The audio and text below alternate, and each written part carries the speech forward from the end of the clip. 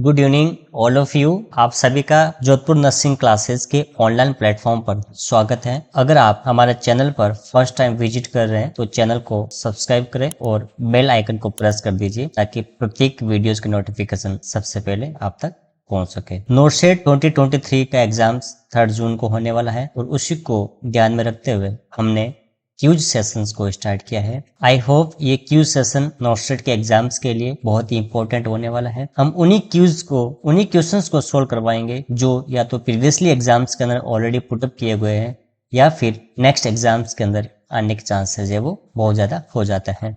तो I hope आपकी preparation को और बेटर करने के लिए और बेहतरीन करने के लिए हमारे क्यूज सेशंस बहुत ही इंपॉर्टेंट होगी। आपका सिलेक्शन करवाने के लिए बहुत ही है वो हेल्पफुल होगा। तो आज की क्लास को स्टार्ट करने से पहले सबसे पहले अपने आप को मोटिवेट करना है, अपने आप को एक टारगेट माइंड में रखते हुए प्रिपरेशन करनी है और उसी को ध्यान में रखते हुए प्रिपरेशन को कैरी ऑन करना है। तो without your involvement you can not succeed and with your involvement you can not fail. यानी कि जब तक आपका सक्सेस में इन्वॉल्वमेंट नहीं है तब तक आप सक्सेस नहीं हो सकते और जब तक आपका फेल होने में इन्वॉल्वमेंट नहीं है तब तक आप फेल नहीं हो सकते हैं। तो कंटिन्यू अपनी प्रिपरेशन को जारी रखें और सक्सेस की ओर आगे बढ़ें। ओके दोस्तों, तो आज का क्यूज सेशन स्टार्ट करते हैं। फर्स्ट क्वेश्चन आपके सामने डिस्प्ले पे है। Red colour urine is seen in which anti tubercular drug. Questions आपके सामने है दोस्तों कि red colour urine is seen in which anti tubercular drug. निम्न में से कौन सी एंटी ट्यूबिकुलर ड्रग्स के यूज लेने से पेशेंट्स का यूरिन का कलर है वो रेड कलर है वो हो जाता है। तो ऑप्शन आपके सामने है दोस्तों। ऑप्शन ए है वो आइसोनियाजिड है, ऑप्शन बी स्ट्रेप्टोमाइसिन है, ऑप्शन सी इथेम्ब्यूटोल है and option D is rifampicin है। तो दोस्तों अपना अपना आंसर है वो पुटअप कीजिए। रेड कलर यूरिन निम्न में से कौन सी एंटी ट्यूबिकुलर ड्रग्स है वो कोज करती है, ये उसका साइड इफेक्ट है रेड कलर यूरिन। ओके दोस्तों, कौन सी एंटी ट्यूबिकुलर ड्रग यानी कि एटीटी एंटी ट्यूबिकुलर ड्रग्स है वो रेड कलर यूरिन कोज करती है। तो दोस्तों इसमें राइट आंसर जाएगा रिफाम्पिसिन। ऑप्शन डी जो है वो राइट आंसर जाएगा, रेड कलर यूरिन है वो जाएगा। रिफाम्पिसिन दोस्तों एक प्रकार की एटीटी है, एंटी ट्यूबिकुलर ड्रग है, एटीटी है। ये दोस्तों बैक्टीरियोसिडल होता है,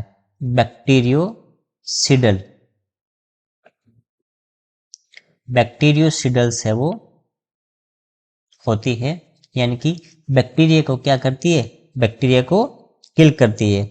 ओके दोस्तों, बैक्टीरिया को किल करती है। तो रिफाम्पिसिन, अगर कोई पेशेंट्स रिफाम्पिसिन ड्रग्स ले रहा है तो उस पेशेंट्स में यूरिन का कलर है वो रेड कलर है वो हो जाता है। तो रिफाम्पिसिन इसमें राइट आंसर है वो जाएगा दोस्तों। Option A isoniazid, option A isoniazid ये भी एक प्रकार की क्या है, बैक्टीरियोसिडल ड्रग्स है दोस्तों, बैक्टीरियोसिडल ड्रग्स है, बैक्टीरियोसिडल ड्रग्स होती है यानी कि बैक्टीरिया को किल करती है दोस्तों। दोस्तों ध्यान रखना, जब भी कोई पेशेंट आइसोनियाजिड ड्रग्स ले रहा है, जब भी कोई पेशेंट आइसोनियाजिड ड्रग्स ले रहा है, INH ले रहा है, उस पेशेंट्स में विटामिन B6 यानी कि पायरिडॉक्सिन की कमी है वो हो जाती है। पायरिडॉक्सिन, विटामिन B6 पायरिडॉक्सिन की डेफिशिएंसी है वो हो जाती है। तो दोस्तों ध्यान रखना, जब भी कोई पेशेंट्स आइसोनियाजिड ड्रग्स ले रहा है उस पेशेंट्स में विटामिन B6 को रेगुलरली चेक करना चाहिए क्योंकि पायरिडॉक्सिन की वो डेफिशिएंसी हो जाती है। तो आइसोनियाजिड ड्रग्स के साथ साथ विटामिन B6 का सप्लीमेंट भी पेशेंट्स को दिया जाता है। ऑप्शन बी स्ट्रेप्टोमाइसिन, स्ट्रेप्टोमाइसिन भी दोस्तों एक प्रकार की बैक्टीरियोसिडल ड्रग्स होती है। ये ड्रग्स कॉन्ट्राइंडिकेटेड होती है प्रेगनेंसी के अंदर। प्रेगनेंसी के अंदर क्या होती है दोस्तों, प्रेगनेंसी के अंदर कॉन्ट्राइंडिकेटेड होती है। प्रेगनेंसी के अंदर इस ड्रग्स को नहीं दिया जाता क्योंकि ये फैटल हो सकती है, ठीक है दोस्तों। और स्ट्रेप्टोमाइसिन जो होती है वो एर्थ क्रेनियल नर्व है, एर्थ क्रेनियल नर्व जो वेस्टिबुलोकोक्लियर नर्व है उसको डैमेज कर सकती है या डैमेज करती है, इसलिए प्रेगनेंसी के अंदर इस ड्रग्स को अगर कॉन्ट्राइंडिकेट है वो माना जाता है। तो ये बहुत ही इंपॉर्टेंट क्वेश्चन है दोस्तों। कौन सी CATT anti tubercular drugs at the cranial nerve यानी कि वेस्टिबुलोकोक्लियर नर्व को डैमेज करती है, वो करती है स्ट्रेप्टोमाइसिन है वो करती है। Option C इथेम्बुटोल। इथेम्बुटोल जो होती है वो दोस्तों बैक्टीरियोस्टैटिक होती है, बैक्टीरियोस्टैटिक ड्रग्स होती है, यानी कि ये बैक्टीरिया की ग्रोथ को है वो रोकता है, किल नहीं करता, बैक्टीरिया को किल नहीं करता, बैक्टीरिया की ग्रोथ को रोकता है, वो बैक्टीरियोस्टैटिक है वो कहलाता है। तो इथाम्बुटोल जब कोई पेशेंट्स इथाम्बुटोल्स है वो लेता है, उस पेशेंट्स में रेड ग्रीन कलर का ब्लाइंडनेस है वो हो सकता है, रेड ग्रीन कलर ब्लाइंडनेस है वो हो सकता है, रेड ग्रीन कलर का ब्लाइंडनेस है वो हो सकता है दोस्तों। तो red colour urine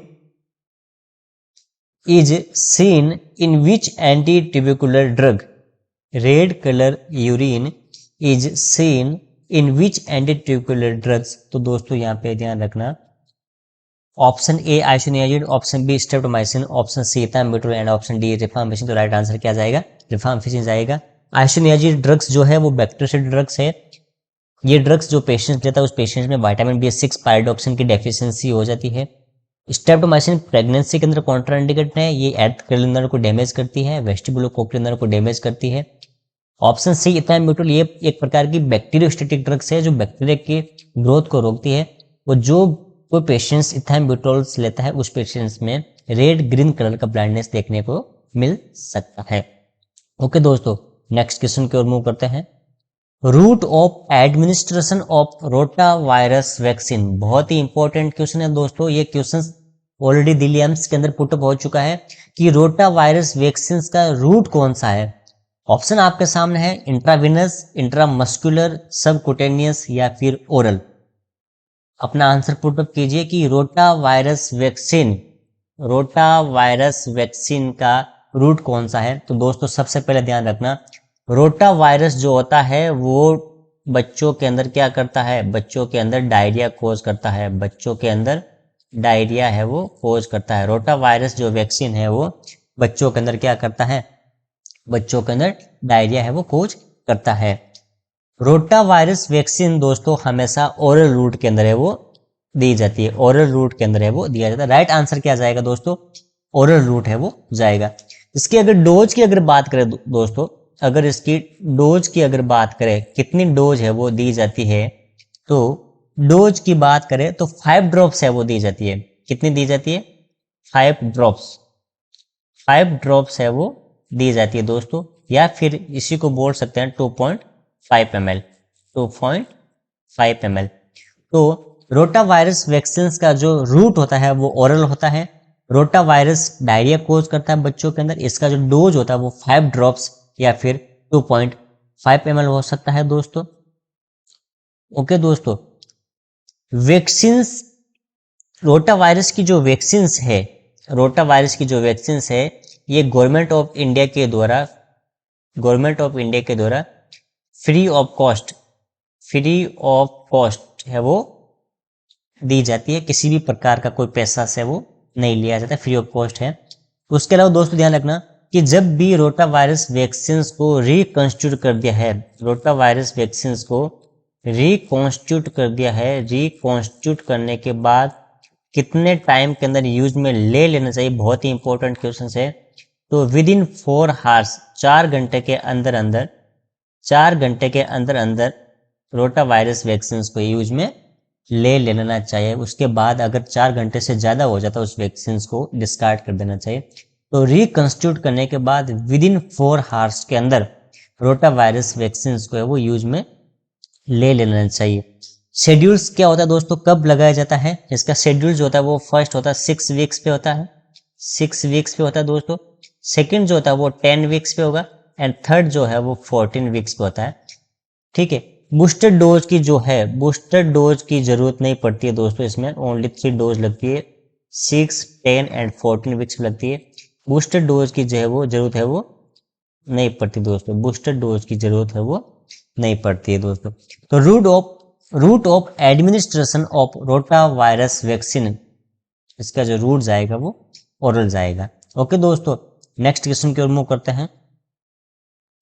after a road traffic accident, यानी कि यहाँ पे आरटीए हो रहा दोस्त, क्या हो रहा RTA, which cannula is used for fluid replacement, कौन सा cannula fluid replacement in casualty for an adult patient, एक एडल्ट पेशेंट है, उस एडल्ट पेशेंट्स का रोड ट्रैफिक एक्सीडेंट हुआ है, रोड ट्रैफिक एक्सीडेंट होने के बाद पेशेंट्स को कैजुअलिटी में शिफ्ट किया गया है, तो निम्न में से कौन सा कैनुला उस पेशेंट्स में फ्लूइड रिप्लेसमेंट के तौर पर यूज में लिया जाएगा दोस्तों। तो हमेशा ध्यान रखना कि जब भी आरटीए होता है, रोड ट्रैफिक एक्सीडेंट का जब केस होता है दोस्तों, तो उस केस में दोस्तों क्या हो सकता है, हेमरेज हो सकता है, ब्लीडिंग हो सकती है, ब्लीडिंग होने के चांसेस बहुत ज़्यादा होते हैं दोस्तों। और जब भी ब्लीडिंग होने के चांसेस होते हैं तो दोस्तों पेशेंट्स फ्लूइड का लॉस होता है, ठीक है दोस्तों, फ्लूइड का लॉस हो सकता है।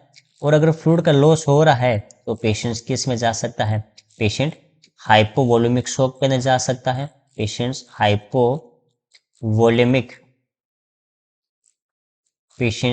हाइपोवोलेमिक शॉक के अंदर जा सकता है, राइट। जब भी आरटी होता है उस पेशेंट ब्लीडिंग होने के चांसेस बढ़ जाते हैं, फ्लूइड का लॉस हो सकता है। अगर फ्लूइड का लॉस होगा तो हाइपोवोलेमिक शॉक में जा सकता है। तो हाइपोवोलेमिक शॉक को प्रिवेंट करने के लिए दोस्तों हमेशा ध्यान रखना कि लार्ज गेज का जो कैनुला होता है वो यूज में लिया जाता है, लार्ज गेज का कैनुला है वो यूज में लिया जाता है। तो यहाँ पे राइट आंसर आपके हिसाब से कौन सा होगा, ऑप्शन है ग्रे, ऑरेंज, येलो या फिर ग्रीन यहाँ पे दोस्तों। और राइट आंसर जाएगा वो ग्रीन जाएगा, जो 18 नंबर का जो कैनुला होता है, ग्रीन कलर का कैनुला होता है वो राइट आंसर है वो जाएगा। ओके दोस्तों, कैनुला के बारे में हम थोड़ा डिस्कस करते हैं, कैनुला के साइज और उसके कलर्स के बारे में। 14 नंबर का जो कैनुला होता है दोस्तों वो ऑरेंज कलर का होता है। ओके दोस्तों, इसका जो फ्लो रेट होता है वो 240 ml पर मिनट है वो हो सकता है, 240 ml पर मिनट हो सकता है। इंडिकेशन क्या, ट्रॉमा या फिर सर्जिकल प्रोसीजर है वो होता है, उस केस में 14 नंबर का ऑरेंज कलर का कैनुला है वो यूज लिया जा सकता है, ये 14 ऑरेंज कलर का होता है दोस्तों। 16 गेज का जो होता है वो दोस्तों वो ग्रे कलर का होता है, ग्रे कलर का होता है दोस्तों, 16 गेज का कलर का ग्रे कलर में होता है। इसमें 180 ml पर मिनट के हिसाब से फ्लो रेट हो सकता है, ट्रॉमा या फिर सर्जिकल प्रोसीजर में भी यूज में लिया जा सकता है, ठीक है दोस्तों। ये 16 नंबर का जो है वो ग्रे कलर का होता है, ये 16 नंबर है दोस्तों। 18 नंबर ग्रीन, इसका 90 ml पर मिनट के हिसाब से फ्लो रेट दिया जा सकता है। ट्रोमा या फिर क्विक ब्लड ट्रांसफ्यूजन करना है, अगर किसी पेशेंट्स का आरटी हुआ है और उस पेशेंट्स में ब्लड बहुत ज़्यादा लॉस हो गया, उस पेशेंट्स में क्विकली अपने को ब्लड ट्रांसफ्यूजन करना है, तो 18 नंबर का कैनुला यूज में लिया जाता है, ये 18 नंबर का कैनुला है वो होता है दोस्तों ग्रीन। 20 पिंक कलर का होता है, नॉर्मल या फिर आईवी ब्लड ट्रांसफ्यूजन करना है, तो नॉर्मल वे में एक एडल्ट में मोस्टली 20 नंबर का कैनुला है वो यूज में लिया जाता है। 22 ब्लू, चिल्ड्रन बच्चों के अंदर यूज में लिया जाता है दोस्तों। 24 भी बच्चों में यूज लिया जाता है। और 26 जो होता है वो पर्पल कलर का होता है, 26 गेज का जो कैनुला होता है वो पर्पल कलर का होता है, वो भी मोस्टली बच्चों के अंदर यूज में लिया जाता है। तो 22, 24 एंड 26 ये वो 24 एंड 26 गेज के कैनुला न्यूनेट्स में यूज में लिया जाता है, 22 का गेज का कैनुला जो है वो चिल्ड्रन में यूज में लिया जाता है दोस्तों। तो कैनुला के बेसिस पे भी बहुत ही इंपॉर्टेंट क्वेश्चन से बार बार एग्जाम के अंदर वो पुटअप होता है। ओके दोस्तों, नेक्स्ट क्वेश्चन की ओर मूव करते हैं। Normal colour of colostomy stoma, बहुत ही इंपॉर्टेंट है दोस्तों कि कोलोस्टोमी से रिलेटेड कुछ न क्वेश्चन एग्जाम्स के अंदर, प्रत्येक एग्जाम्स के अंदर है वो पुटअप है वो होता है दोस्तों। तो normal colour of colostomy stoma, तो दोस्तों ध्यान रखना कि कोलोस्टोमी का मतलब क्या होता है दोस्तों। कोलोस्टोमी का मतलब होता है कि आर्टिफिशियल ओपनिंग की जाती है, क्या की जाती है, आर्टिफिशियल ओपनिंग, आर्टिफिशियल ओपनिंग की जाती है दोस्तों, artificial opening, artificial opening of colon, artificial opening of colon, colon में आर्टिफिशियल ओपनिंग की जाती है through anterior abdominal wall, colon की आर्टिफिशियल ओपनिंग की जाती है थ्रो किसके द्वारा, through anterior abdominal wall, anterior abdominal wall के थ्रू आर्टिफिशियल ओपनिंग की जाती है, वो कोलोस्टोमी है, वो कहलाता है। ओके दोस्तों, इसका पर्पस क्या होता है, इसका पर्पस होता है eliminate to the flatus and stool, flatus और स्टूल को एलिमिनेट करने के लिए कोलोस्टोमी है वो किया जाता है। तो यहाँ पे दोस्तों ध्यान रखना कि नॉर्मल कलर ऑफ कोलोस्टोमा का कलर कैसा होता है नॉर्मल, तो ऑप्शन आपके सामने डार्क रेड है, येलोविश है, पर्पल ब्लैक है या फिर पेल पिंक है। तो इसमें राइट आंसर दोस्तों पेल पिंक जाएगा। ओके दोस्तों, तो कोलोस्टोमी स्टोमा का कलर हमेशा नॉर्मल कलर की अगर बात करें तो पेल पिंक होगा। अगर पर्पल ब्लैक कलर का है वो इंडिकेट कर रहा है, इसका मतलब है, इसका मतलब क्या है दोस्तों, compromised blood circulation, compromised blood circulation है वो, कॉम्प्रोमाइज्ड ब्लड सर्कुलेशन, यानी कि ब्लड सर्कुलेशन जो है वो कॉम्प्रोमाइज्ड हो रहा है दोस्तों।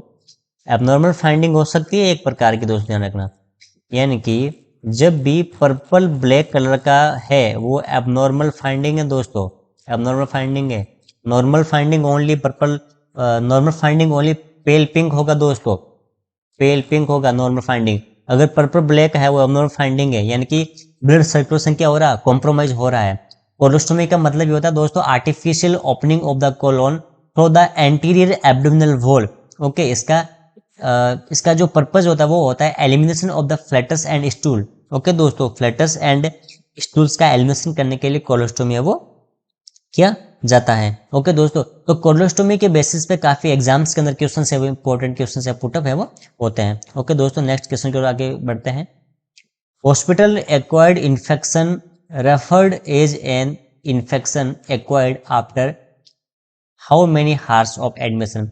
तो दोस्तों ध्यान रखना, हॉस्पिटल एक्वायर्ड इन्फेक्शन जो होता है वो हॉस्पिटल में किसी पेशेंट्स को एडमिट करने के बाद हॉस्पिटल के जो अदर इन्फेक्शन है वो ट्रांसमिट होकर पेशेंट्स के अंदर वो एंटर कर जाते हैं, यानी कि जिस डिजीज कंडीशंस के लिए पेशेंट्स को एडमिट कराया गया है उस डिजीज कंडीशन से दूसरा हॉस्पिटल से कोई पेशेंट्स को इन्फेक्शन हो जाता है तो वो हॉस्पिटल एक्वायर्ड इन्फेक्शन है वो होता है दोस्तों। ये पेशेंट्स के एडमिशन कराने के बाद हॉस्पिटल में पेशेंट्स को स्प्रेड होता है वो इन्फेक्शन है वो होता है।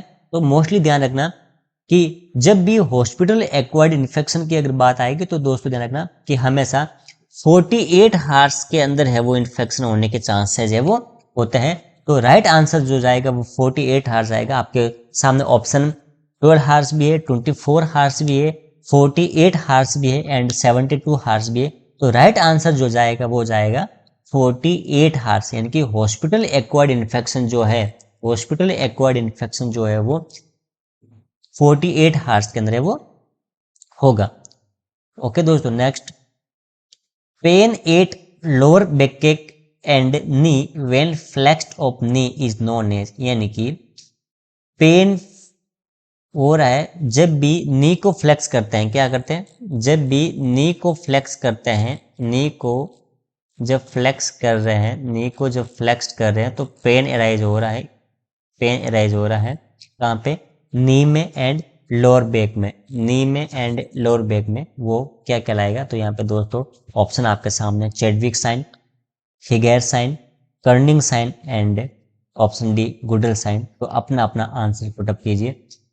Pen at lower back and knee when flexed of knee is known as. तो दोस्तों हमने लास्ट एमसीक्यू सेशन में हमने मेनिंजाइटिस के बारे में डिस्कस किया था। मेनिंजाइटिस के अंदर कर्निंग साइन एंड ब्रुजेस के साइन होते हैं, तो हमने डिस्कस किया था।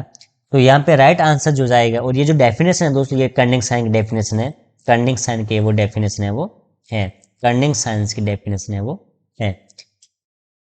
ओके दोस्तों, कर्निंग साइन होता क्या है, जब भी किसी पेशेंट्स का नी को फ्लेक्स करेंगे, नी को फ्लेक्स कर रहे हैं यहाँ पे, ठीक है, जब भी पेशेंट्स को नी को फ्लेक्स करेंगे, नेक लेग्स को फ्लेक्स करेंगे, उस टाइम में नी एंड लोअर बैक में पेन अराइज होता है, ये पेन अराइज होता है, तो ये कर्निंग साइंस है वो कहलाता है दोस्तों, ये कर्निंग साइंस होता है।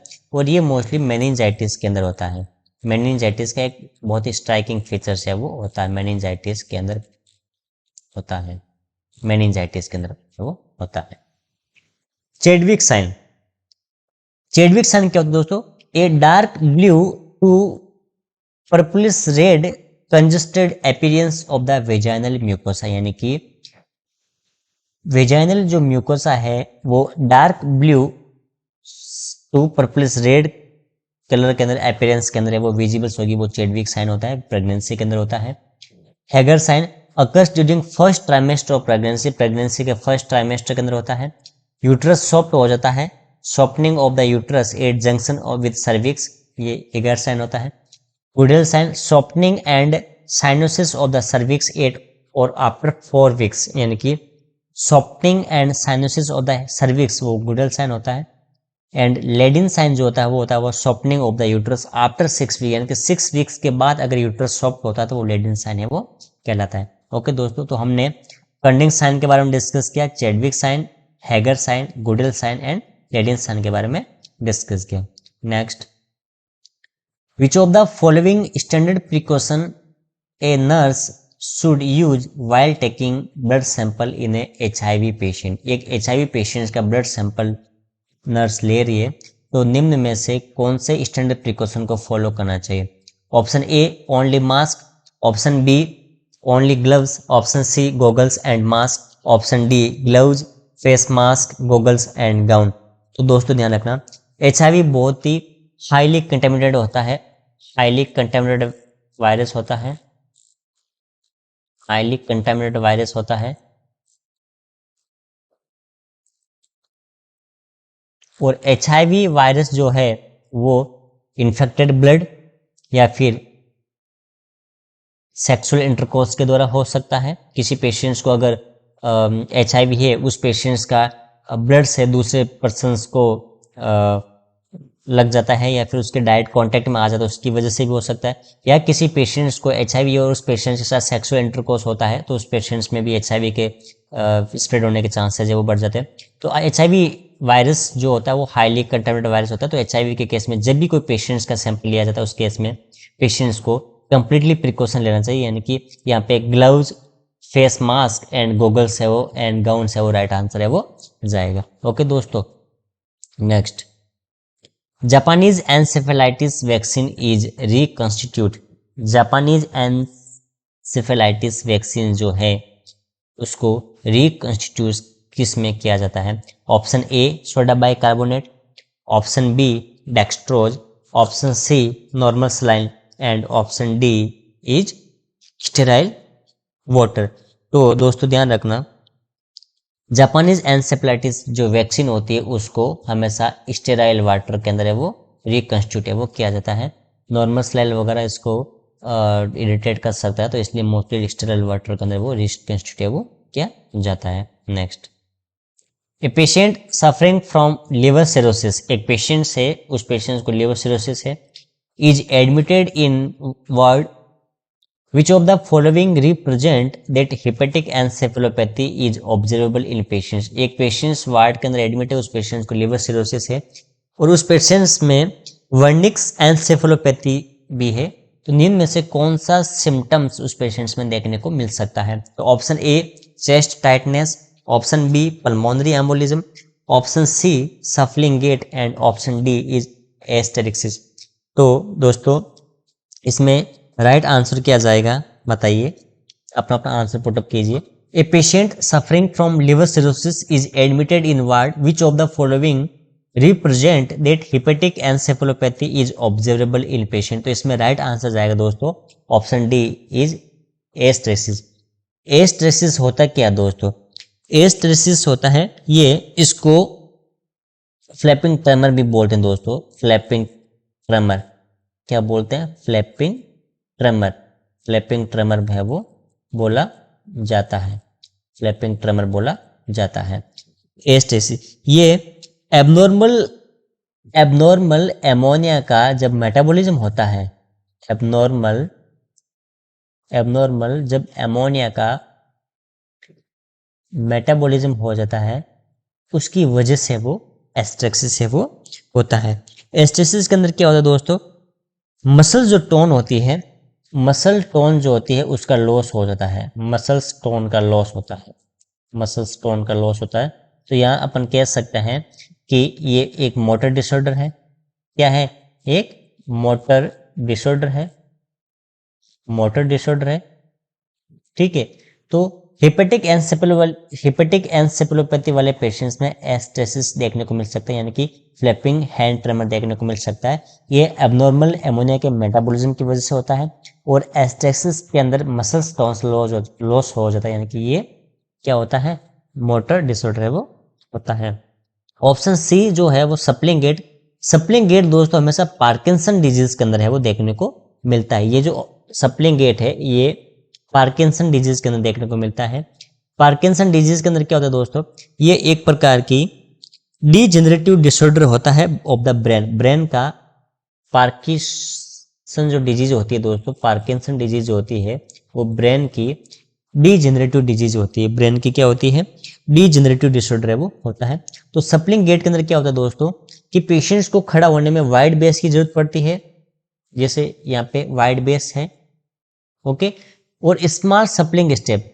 बेस वाइड है और जब वो पेशेंट्स स्टेप लेगा, आगे चलेगा, तो वो पेशेंट्स क्या करेगा?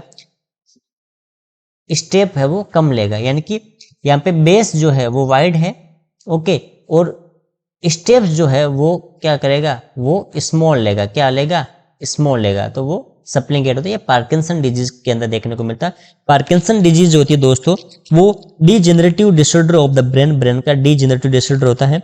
और दोस्तों ध्यान रखना कि पार्किंसन डिजीज के अंदर shuffling gait, mask like face and tremor, ये रिजिडिटी, ये मोस्टली फीचर्स है वो देखने को मिलते हैं। ओके दोस्तों, next, an adult whose both lower limbs are burn, यानी कि एक पेशेंट है, एडल्ट पेशेंट है, उनके दोनों लोअर लिम्स है वो राइट और लेफ्ट, यहाँ पे राइट और लेफ्ट दोनों की बात हो दोस्तों, बर्न हो गए हैं। विद जेनिटेलिया भी बर्न हो गया। तो कितना प्रतिशत है वो बर्न होगा? तो दोस्तों ध्यान रखना, यहाँ पे रूल ऑफ 9 यूज में होता है दोस्तों। रूल ऑफ 9 बर्न के केस में रूल ऑफ 9 यूज में हो रहा है।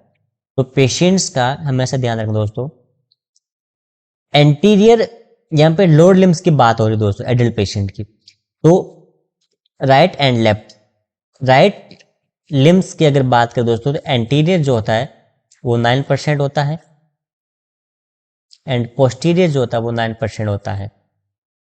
ओके दोस्तों, तो एंटीरियर एंड पोस्टीरियर, यानी कि एक लोअर लिम्स में 18% हो गया,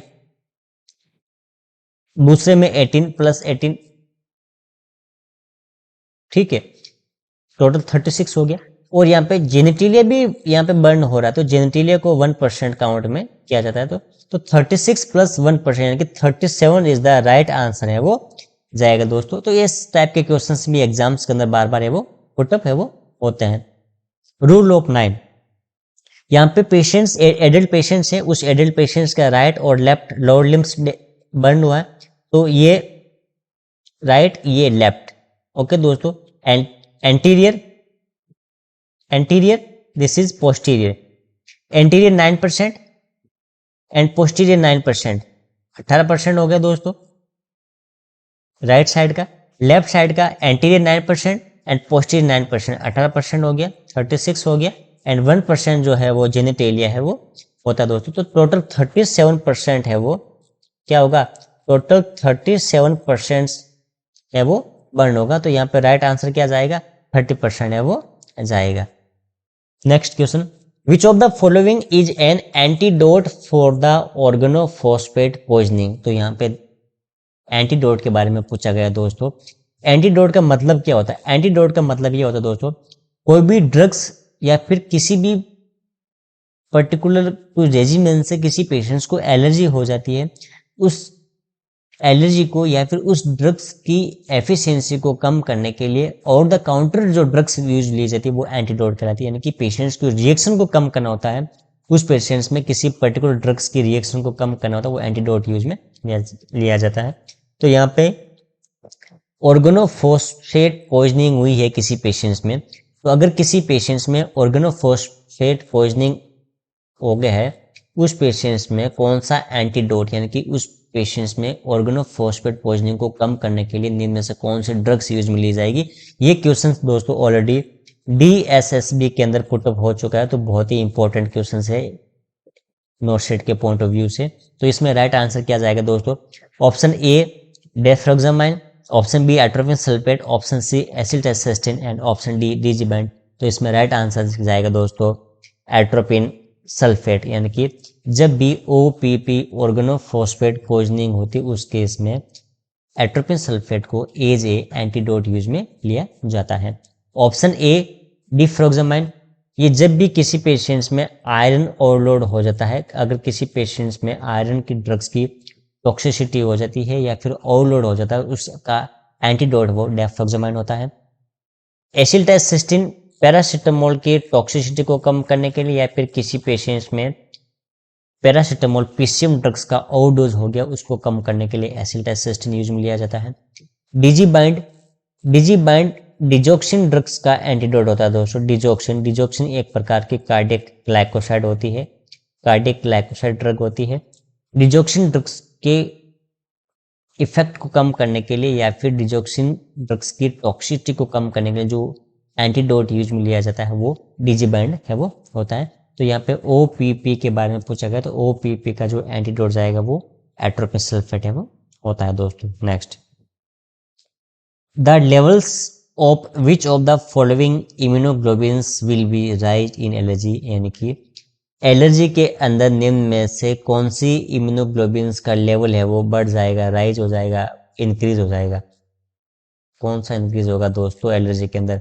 option A IgM, option B IgE, option C IgG and option D is IgA। तो राइट आंसर क्या जाएगा दोस्तों, किसी पेशेंट्स में एलर्जी की वजह से या फिर एलर्जी के केस में निम्न में से कौन सी इम्यूनोग्लोबिन्स का जो लेवल है वो इंक्रीज हो जाएगा, राइज हो जाएगा। तो इसमें राइट आंसर जाएगा IgE, यानी कि इम्यूनोग्लोबिन्स E की जो वैल्यू है या फिर उसका जो लेवल है वो एलर्जी के केस में हमेशा बढ़ जाता है। IgM जो होता है वो दोस्तों लार्जेस्ट इम्यूनोग्लोबिन होता है, लार्जेस्ट इम्यूनोग्लोबिन्स होता है दोस्तों।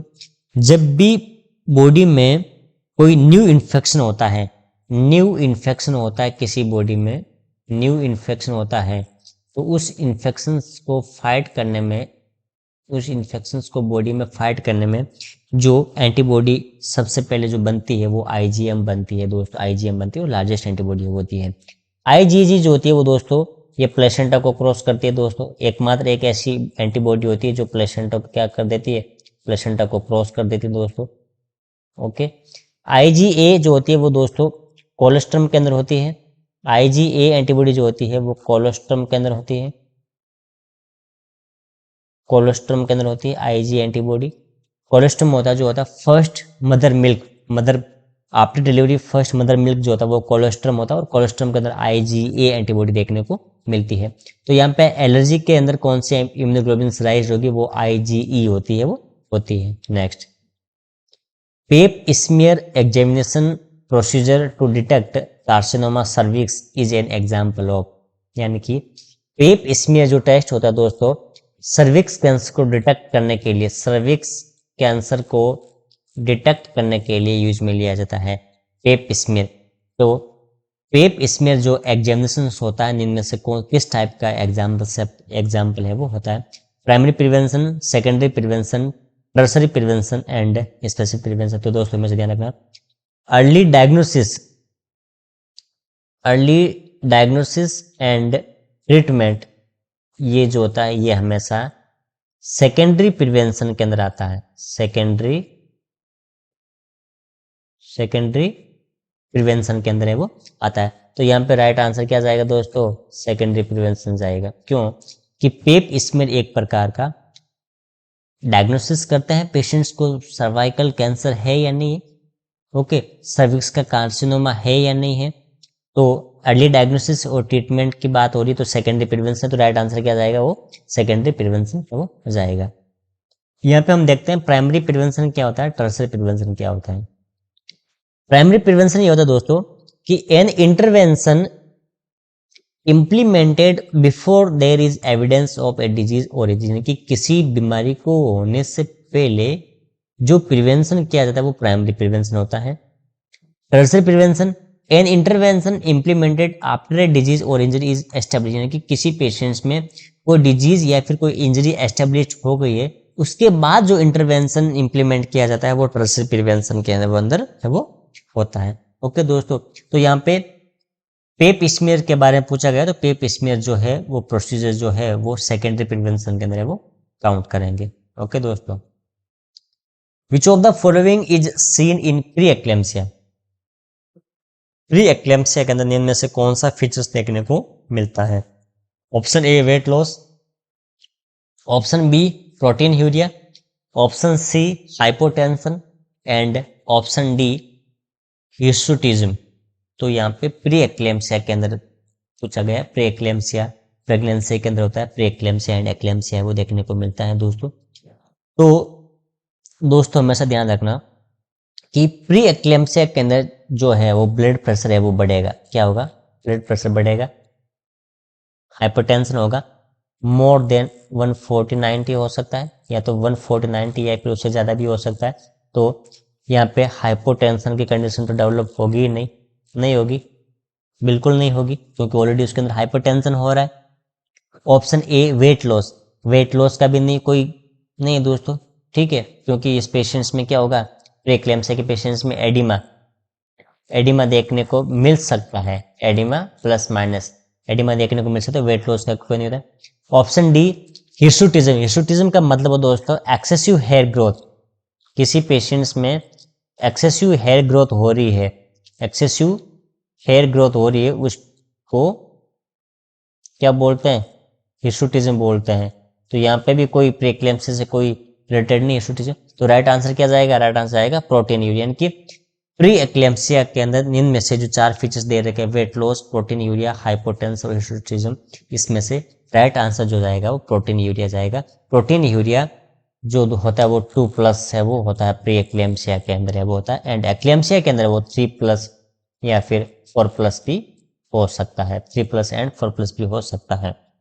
एडिमा प्रीक्लेम्सिया के अंदर देखने को मिलेगा। एक्लेम्सिया के अंदर दोस्तों क्या होगा कि जो बीपी है यानी कि हाइपरटेंशन जो होगा वो मोर देन 180/100 होगा, ठीक है। उसके अलावा एडिमा भी हो सकता है, एडिमा हो सकता है, सीजर्स भी हो सकता है, सीजर्स भी हो सकता है। ओके दोस्तों, तो प्री एक्लेम्सिया एंड एक्लेम्सिया के अंदर जो मेजर डिफरेंस की अगर बात हो रही है तो यहाँ पे ध्यान रखना कि प्री एक्लेम्सिया के अंदर बीपी जो होगा वो मोर देन 140/90 होगा, प्रोटीन यूरिया 2+ होगा यानी कि 1.0 ग्राम पर लीटर होगा, एडिमा प्लस भी हो सकता है, माइनस भी हो सकता है। एक्लेम्सिया के अंदर क्या होता है दोस्तों, जो ब्लड प्रेशर है वो 180/100 या फिर उससे भी ज्यादा हो सकता है। प्रोटीन यूरिया जो होगा वो 3+ या 4+ होगा, ठीक है। सीजर्स प्रेजेंट होगा एंड एडिमा प्रेजेंट होगा, ये एक्लेम्सिया की कंडीशन होती है। यहाँ पे प्री एक्लेम्सिया का फीचर पूछा गया, तो प्री एक्लेम्सिया के अंदर प्रोटीन यूरिया देखने को मिलेगा, वो भी 2+ देखने को मिलेगा।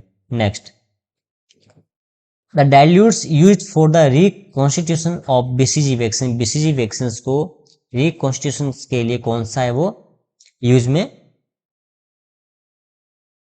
डाइल्यूट है वो यूज में लेते हैं। Option A dextrose, option B normal saline, option C glycerine and option D is distil water. तो बीसीजी के लिए दोस्तों हमेशा ध्यान रखना, जब भी बीसीजी वैक्सीन को डाइल्यूट किया जाता है तो उस पेशेंट्स में नॉर्मल सलाइन यूज में लिया जाता है, नॉर्मल सलाइन यूज में लिया जाता है, क्योंकि डिस्टिल वाटर जो है वो इरिटेशन कर सकता है। क्या कर सकता है? डिस्टिल वाटर जो है वो इरिटेशन है वो कर सकता है, इसलिए बीसीजी वैक्सीन को रिकॉन्स्टिट्यूशन के लिए हमेशा नॉर्मल सलाइन यूज में लिया जाता है। बीसीजी वैक्सीन ट्यूबरकुलोसिस को प्रिवेंट करने के लिए देते हैं दोस्तों। क्या करते हैं? किसी पेशेंट्स में ट्यूबरकुलोसिस को प्रिवेंट करना है तो उस पेशेंट्स में बीसीजी वैक्सीन दिया जाता है। बीसीजी वैक्सीन की न्यूनेट में जो डोज होती है दोस्तों वो 0.05 ml होती है, 0.05 ml होती है, इंट्राडर्मल रूट के द्वारा दिया जाता है, ठीक है। 26 गेज की नीडल्स यूज में लेते हैं, 26 नीडल्स गेज की नीडल यूज में ली जाती है। और इसकी जो साइट होती है वो होती है left upper arm, left upper arm के अंदर है वो इसको इंजेक्ट किया जाता है बाय इंटरडर्मल रूट के द्वारा।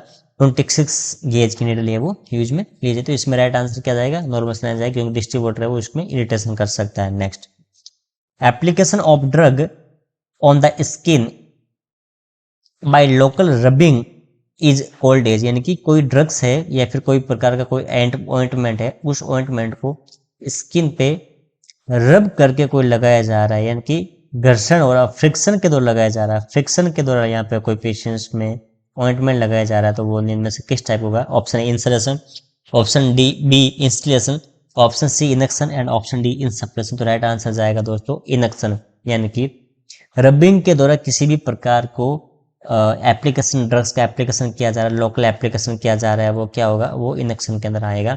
यहाँ पे ऑप्शन ए इंसलेशन, इंसलेशन मतलब किसी कैविटी के अंदर डाल रहे हैं, ठीक है, किसी कैविटी के अंदर जो ड्रग्स को अप्लाई कर रहे हैं वो इंसलेशन आएगा। इंस्टिलेशन कोई ड्रॉप्स के माध्यम से, या जैसे आई ड्रॉप्स है, ईयर ड्रॉप्स है, वो इंस्टिलेशन होगा। ऑप्शन डी इनसप्रेशन, यानी कि कोई गैसियस के रूप में या फिर गैस के मोड में कोई ड्रग्स को दी जाती है, वो इनसप्लेशन के अंदर है वो। तो इसमें राइट आंसर जो आएगा वो ऑप्शन सी जाएगा, वो इनेक्शन है वो होगा। Next, Naegele's rule is used to calculate, Naegele's rule क्या कैलकुलेट करने के लिए यूज में है वो लिया जाता है? Option A gestation age, option B amniotic fluid, option C cervical dilation and option D expected date of delivery EDD. तो दोस्तों ध्यान रखना, निगल्स रूल जो प्रेगनेंसी में यूज में लिया जाता है दोस्तों, वो EDD expected date of delivery, यानी कि राइट आंसर क्या जाएगा? एक्सपेक्टेड डेट ऑफ डिलीवरी को कैलकुलेट करने के लिए निगल्स रूल यूज में लिया जाता है। और यहाँ पे दोस्तों ध्यान रखना, निगल्स फॉर्मूला क्या होता है कि LMP plus 9 month, LMP plus 9 month plus 7 days, ये होता है निगल्स फॉर्मूला। ओके दोस्तों, LMP plus 9 month plus 7 days, ये निगल्स फॉर्मूला होता है। तो इसी के द्वारा EDD को, एक्सपेक्टेड डेट ऑफ डिलीवरी को है वो कैलकुलेट किया जाता है। ऑप्शन बी एमनियोटिक फ्लूइड, इसके लिए एक फर्न टेस्ट किया जाता है दोस्तों, फर्न टेस्ट। फर्न टेस्ट में एमनियोटिक फ्लूइड के लीकेज को चेक किया जाता है कि प्रेगनेंसी के अंदर किसी भी प्रकार का एमनियोटिक फ्लूइड का लीकेज है या नहीं है, उसको डिटेक्ट करने के लिए, उसको आइडेंटिफाई करने के लिए फर्न टेस्ट है वो किया जाता है। तो यहाँ पे Naegele's formula EDD expected date of delivery को कैलकुलेट करने के लिए यूज में लिया जाता है। Next, the term MRSA in bacteriology stand for, यहाँ पे टर्म MRSA की फुल फॉर्म पूछी गई है। और ये क्वेश्चंस बहुत ही इंपॉर्टेंट है दोस्तों, काफी प्रीवियसली एग्जाम्स के अंदर पुटअप हो चुका है। तो option A methicillin resistant Streptococcus anginosus, option B methicillin resistant staphylococcus aureus, option C multi drug resistant staphylococcus aureus and option D methicillin reactive Staphylococcus aureus. MRSA की फुल फॉर्म पूछी गई दोस्तों, मेथिसिलिन की, ठीक है। तो दोस्तों ध्यान रखना, MRSA की फुल फॉर्म होती है मेथिसिलिन रेजिस्टेंट स्टेफाइलोकोकस ऑरियस, यानी कि यहाँ पे राइट आंसर क्या जाएगा? राइट आंसर जाएगा B methicillin resistant staphylococcus aureus. बहुत ही इंपॉर्टेंट दोस्तों, इसको ध्यान में रखना। MRSA होता है क्या दोस्तों, इसके बारे में देखते हैं। MRSA, what is MRSA? MRSA methicillin resistant staphylococcus aureus is a bacterium, एक प्रकार का बैक्टीरिया होता है, डेट कोजेज, जो इन्फेक्शन कोज करता है in different parts of the body, body के डिफरेंट पार्ट्स पे इन्फेक्शन को कोज करता है, एक प्रकार का बैक्टीरिया होता है MRSA। Is tougher to treat, यानी कि उसको ट्रीट करने के बहुत टफ होता है। तो most strength of staphylococcus aureus, यानी कि स्टेफाइलोकोकस ऑरियस की जो मोस्ट स्ट्रेंथ होती है उनको ट्रीट करने का टफ होता है, बिकॉज ये प्रकार का रेजिस्टेंट हो जाता है किसी पर्टिकुलर ड्रग्स के अगेंस्ट, तो उसको ट्रीट करने के लिए बहुत ही डिफिकल्टी होती है। तो MRSA की यहाँ फुल फॉर्म पूछी गई है, तो इस MRSA की फुल फॉर्म होती है वो होती है मेथिसिलिन रेजिस्टेंट स्टेफाइलोकोकस ऑरियस है वो होता है। ओके दोस्तों, तो आज का क्वेश्चन सेशन यही फिनिश होता है दोस्तों। आई होप ये सारे क्वेश्चन है वो एग्जाम्स के पॉइंट ऑफ व्यू से बहुत ही इंपॉर्टेंट है वो होने वाले हैं, ठीक है। तो आपकी प्रिपरेशन को हमारे क्वेश्चन सेशंस के साथ कैरी ऑन कीजिए। ओके दोस्तों, थैंक यू, बेस्ट विशेज।